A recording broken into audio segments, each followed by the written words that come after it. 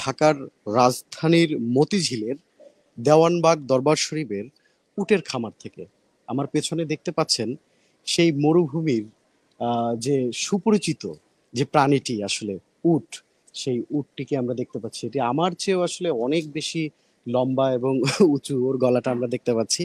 আমরা আজকের এই লাইভ থেকে আসলে পুরো উটের সার্বিক ব্যবস্থাপনা, সার্বিক জীবনযাপন, ওদের জীবন আচরণ, এইগুলো আসলে আমরা একটু জানার চেষ্টা করব।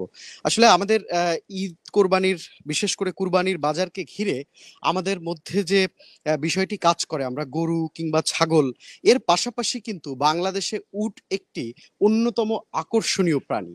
সেই জায়গা থেকে আমরা ঠিক কোরবানির এই যে 2 দিন আগে আমরা এই খামার সম্পর্কে একটু আপনাদেরকে জানানোর চেষ্টা করছি এবং দেখানোর চেষ্টা করছি।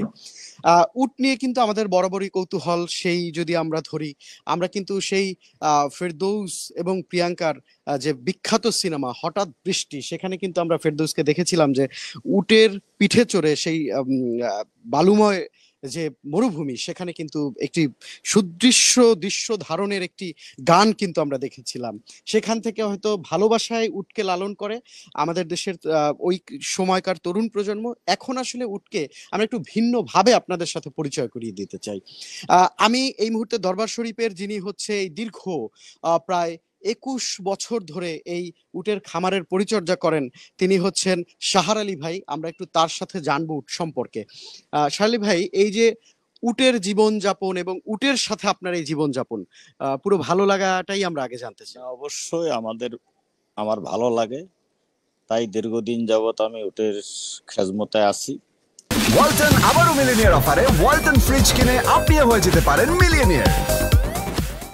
উটের সেবা যত্ন করি প্রায় 2005 সালের শুরু থেকে যাবত আমি উটের সাথে আছি এবং ওটার সেবা যত্ন করতেছি, পরিচর্যা করতেছি। আমরা একটা সময় একটা বিষয় নিয়ে আসলে খুব বেশি কৌতূহলী ছিলাম যে উট হচ্ছে মরুভূমির প্রাণী।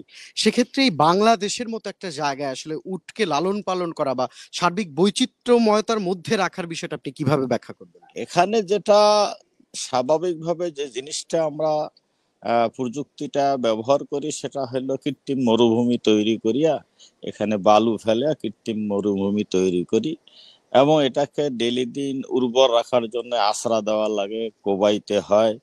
এটা হলো একটা জাহিরি ব্যাপার।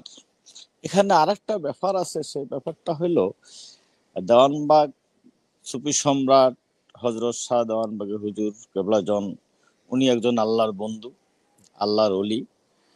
তাই উনি যেহেতু মোহাম্মদ ইসলাম প্রচার করেন, তাই উটের সাথে ধর্মীয় একটা চেতনা আছে যে নবী রসুলেরা উটের দুধ পান করছিলেন এবং উটের পিঠে সওয়ার হয়েছিলেন।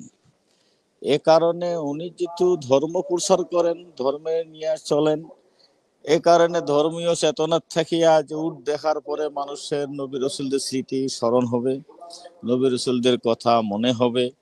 এই সুবাদে উনি উটের খামারটা দেওয়ার পরিকল্পনা করলেন। আমরা আরো কথা শুনবো। আমি আরো কিছু তথ্য দিতে চাই আমাদের সাহার আলী ভাইয়ের কথা ধরে। যে কথাটি বলছিলেন, আসলে উটের কিন্তু আসলে উনি বাণিজ্যিক ভাবে যে যাত্রা করার একটা চিন্তা, সেটি কিন্তু আসলে তিনি প্রথম করেননি। তিনি যেটা ইসলামিক জীবনবোধ কিংবা আমাদের সবার প্রিয় নবী হযরত মুহাম্মদ সাল্লাল্লাহু আলাইহি সাল্লামের যে জীবন আদর্শ বা তার যে জীবন আচরণের সাথে উটের একটা মিল ছিল, অনেক মহব্বত ছিল, সেই জায়গা থেকে বাংলাদেশের প্রেক্ষাপটে তিনি উটকে আসলে নিয়ে আসতে চেষ্টা করেছিলেন। আমরা যে কথাটি উনি বলছিলেন যে সাহার আলী ভাই, উট পরিচর্যা বাংলাদেশের প্রেক্ষাপটে কিন্তু আসলে খুব সহজ বিষয় না। আমরা এই পিছনের যে জায়গাটি আমি একটু দেখাতে চাই, আহ এই যে জায়গাটি, বালুময় যে জায়গাটি, এখানে কিন্তু এখন বৃষ্টি হওয়ার কারণে আসলে বালুটা ভিজা। ঠিক ওই ছোট্ট একটা বালুর পাহাড়ও কিন্তু ওখানে আছে। আমি একটু বলবো, এই যে বালুর পাহাড়টা, এইখানে কিন্তু পুরো কৃত্রিম ভাবে একটি বালুর দিয়ে মরুভূমি তৈরি করে আসলে এই উটকে পরিচর্যার মধ্যে রাখা হয়। আমরা উটের আরো একটু বৈচিত্র্য আপনার সাথে জানার জন্য যুক্ত হব, যে বিষয়গুলো আমরা হয়তো জানি না।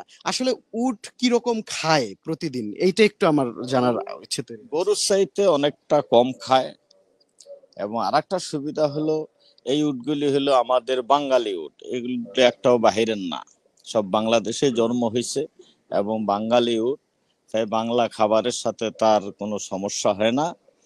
গাভীর যে খাবার ভুসি, কুড়া এবং ধানের যে খেতটা, এর মধ্যে খৈল ব্যবহার করি আমরা, রাব ব্যবহার করি। এই গাভীর খাবারে তারা খায়, অভ্যস্ত, এখন তাদের কোনো সমস্যা হয় না।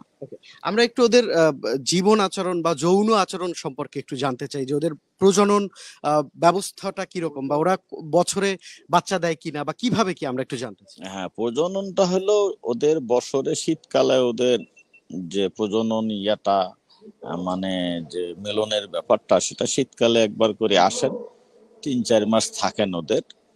এর মধ্য দিয়ে ওদের যদি ন্যাচারাল ভাবে আমরা ব্যবস্থা নেই, এর থেকে আমাদের এখানে প্রজনন হয়। কয়দিনে একটা বাচ্চা ওরা মানে ভূমিষ্ঠ করে? একটা বাচ্চা কনসেপ্টের পরে 13 মাস লাগে।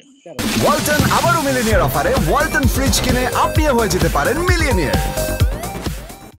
তার মানে মানব শিশুর প্রায় 10 মাস 10 দিন বা এরকম, ওদের লাগে 13 মাস। ওদের লাগে 13 মাস, যেমন গরুর লাগে 10 মাস, ছাগলের হয়তো 6 মাস লাগে।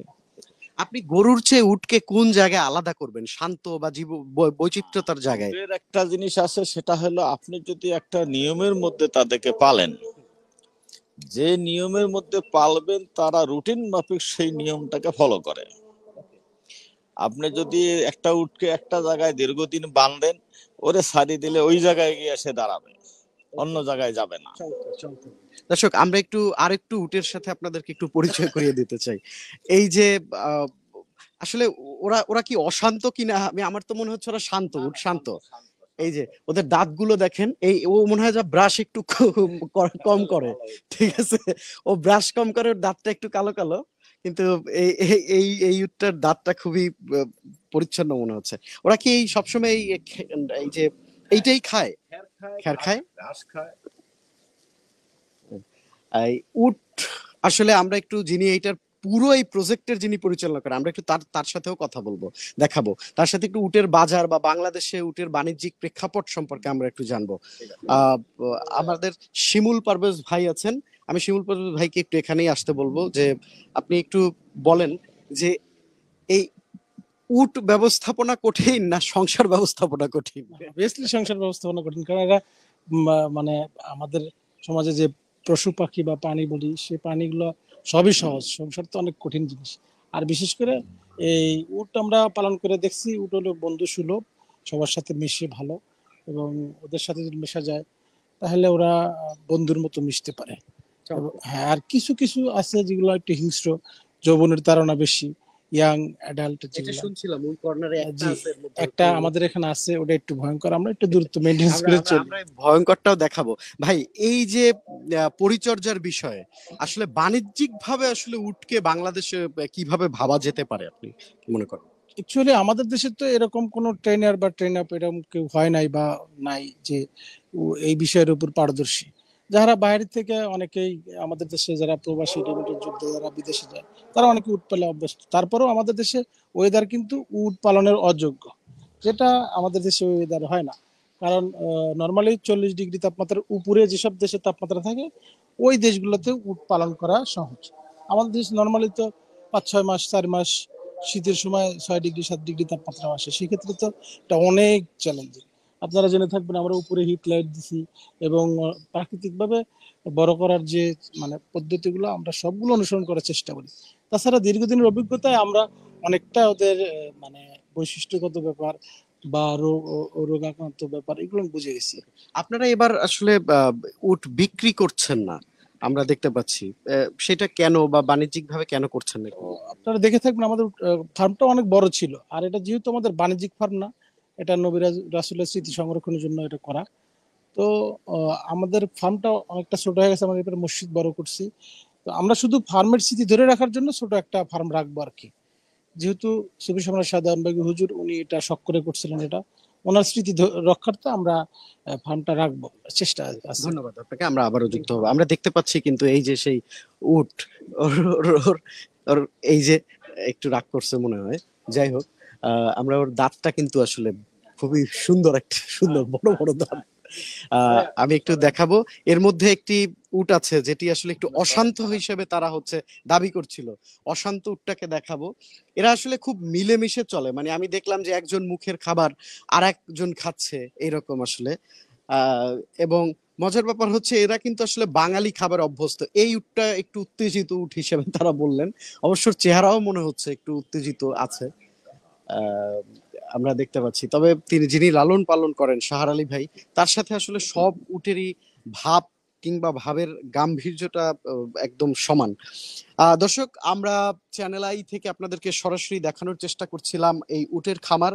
আমরা উট সম্পর্কে অনেক তথ্যও কিন্তু জানলাম এই লাইভ থেকে, বিশেষ করে আমিও নতুন করে অনেক কিছু জানলাম।